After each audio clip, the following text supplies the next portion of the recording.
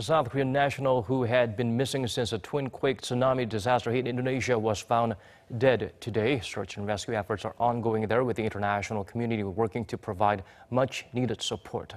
Hong Yoo has the latest on the tragedy that claimed more than 1,400 lives. The South Korean man who had been missing in Palu, Indonesia, for 6 days after since the quake and tsunami was found dead Thursday under the rubble of the hotel where he had been staying. The South Korean Foreign Ministry announced that his body was identified by a visual inspection. After speaking with the man's relatives, the South Korean Foreign Ministry will help the family arrange a funeral and bring the family back to South Korea. But many in Indonesia are still waiting for their loved ones to be found. The disaster took the lives of more than 1,400 people and counting, while thousands have been left homeless.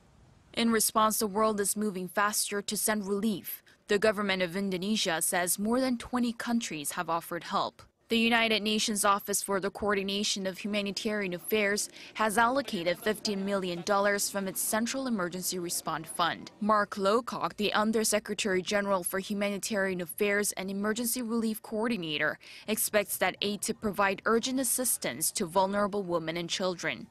The UN has urgently deployed staff to the region to help the Indonesian government's own relief efforts by providing food and water and by setting up sanitary facilities.